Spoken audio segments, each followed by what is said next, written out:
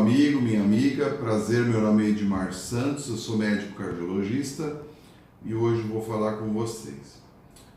Na semana passada eu comentei sobre o OCT e o IVUS, né, que foi apresentado na conferência de Nova York, Dr. Valentin Fuster.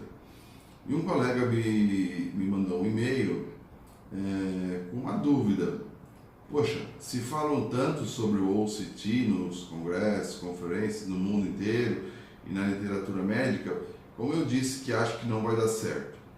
Bom, não é que eu acho que não vai dar certo, né? Não é bem assim.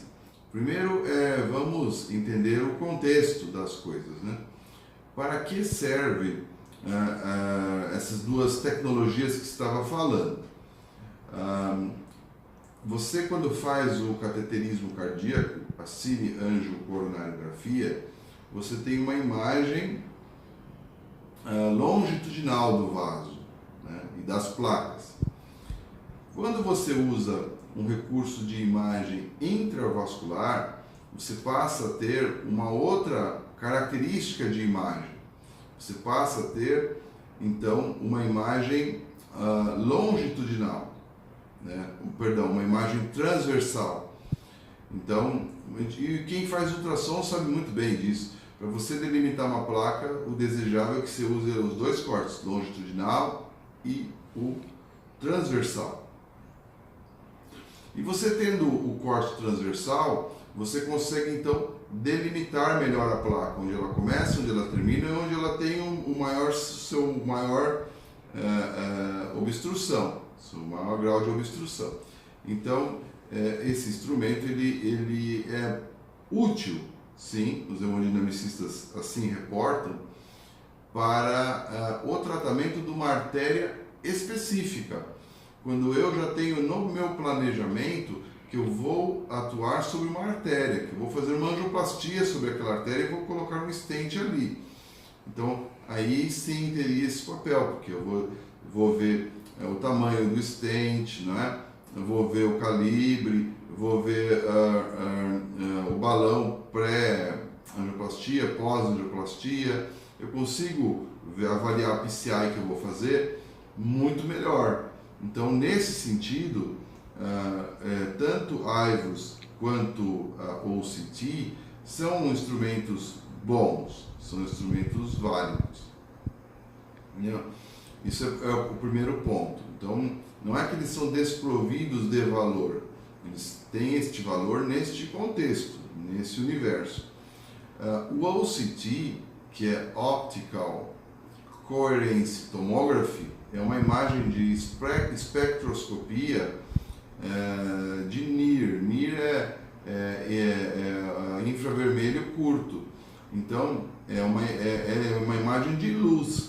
Portanto, ela tem uma qualidade de imagem superior à da IVUS, que é de ultrassom.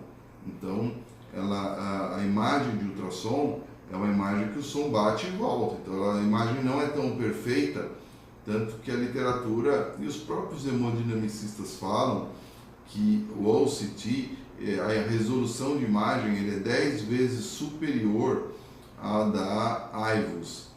Contudo, nem tudo é perfeito, como ele envolve luz e imagem diferente do som, entra sangue, né? E você é obrigado a jogar mais contraste no OCT do que você faria no IVUS, né? No OCT ele envolve injeção de mais contraste. Isso pode ser um fator impeditivo para quem tem insuficiência renal, né? E também um outro problema, nas lesões muito proximais, lesões de tronco, são lesões muito críticas de coronária esquerda, porque assim que você entra na aorta vem sangue e aí você não consegue ver, né? É um problema. Já no ultrassom, o IVUS, você consegue ver melhor. Então, tem algumas singularidades. Olha aqui a imagem de um e a imagem do outro. Desse lado aqui, é a imagem do ultrassom. E deste outro lado aqui, a imagem da IVUS. Então, os dois são bons, os dois são interessantes. Claro, a imagem do OCT, quando possível, ela é melhor, a qualidade da imagem. E ele estaria mais indicado para placas complexas, né? Para placas com cálcio, principalmente, onde as placas no IVUS existe um fenômeno, como é o ultrassom, tem a sombra acústica ligada ao cálcio, então atrapalha bastante. O núcleo, existem algumas características das placas vulneráveis, né? As placas chamadas moles, elas têm um núcleo lipídico grande, forte, robusto, núcleo core lipídico acentuado, rico em lípides. Você tem uma capa fibrótica fina, você tem neovascularização, você tem macrófagos tipo 2, principalmente, e o remodelamento positivo do vaso. Enquanto você consegue ter uma boa nitidez com o OCT melhor do que com o IVUS da capa fibrótica, já no que tange ao remodelamento positivo, é melhor no IVUS. Então, claro que quando você tem uma qualidade de imagem melhor, ajuda bastante para o hemodinamicista. Mas o contexto a qual me referia é um contexto um pouquinho diferente, um contexto no qual deve ser usado sempre, deve ser usado em todos os casos, porque há uma pergunta que fica: bom, eu tratei a artéria culpada, aí você pode usar bem o IVUS ou o CT, mas eu tratei a artéria culpada na qual coloquei um stent. O objetivo maior que se tem buscado recentemente, vamos dizer assim, o santo graal da cardiologia, dessa parte de placas, seria descobrir quais as placas vulneráveis, onde vai acontecer um novo acidente, uma ruptura de placa e formação de trombo intraplaca. Mas não temos sido felizes nessa análise, sabe? Um estudo, ele teve como objetivo avaliar placas não culpadas e ver as características da placa. E essas características, ver se tinha capa fibrótica, núcleo rico em lípides, e via se depois de 3 anos havia diferença de eventos, né, naquelas placas que a gente atribuía a serem mais vulneráveis. E o que se viu foi que um grande contingente de pacientes, 30% das placas, eram ricas em um núcleo lipídico acentuado, né? E então, qual delas seriam as mais vulneráveis? Já é a primeira pergunta. A segunda pergunta é o seguinte: não vou tratar todas elas, 30%, imagina.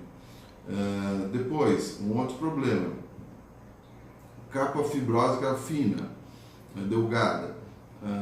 O que se viu nesse estudo foi que na evolução do follow-up de 3 anos, apenas 1% dos pacientes evoluíam com MACE, né, que é um infarto não fatal, morte cardiovascular, enfim.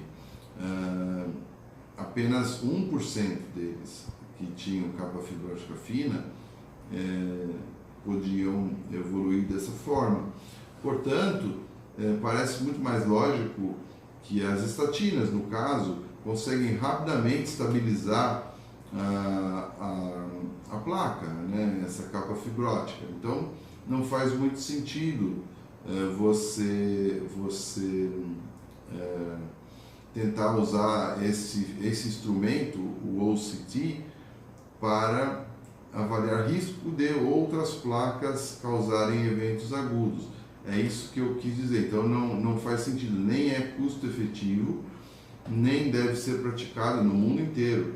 Em Nova York, um professor o L.K. Young, que é da Universidade de Harvard, demonstrou claramente que ainda não é um método pronto para essa finalidade, não há sentido algum de adotar essa prática, né?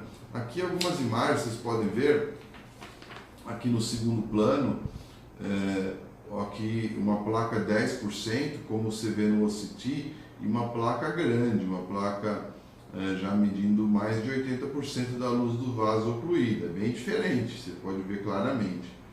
E aqui embaixo, você vê também a utilidade desse instrumento para avaliar se o stent está bem ancorado, né? Se há um problema de mal colocação do stent. Outros cenários no qual o OCT parece ser mais interessante, nesses stents bioabsorvíveis, porque ele não tem hastes metálicas, então fica mais difícil ver no ultrassom. E também trombose intra-stent, que o OCT, quando há... Então ele é muito claro isso, quer dizer, ele tem aquela indicação específica para aquele ponto onde existe o stent, onde tem a placa para atuar especificamente naquele ponto. Fora desse cenário, o OCT não tem indicação. Ok? Foi Vitor fez essa pergunta, eu achei muito boa, muito interessante. Um grande abraço, uma ótima semana.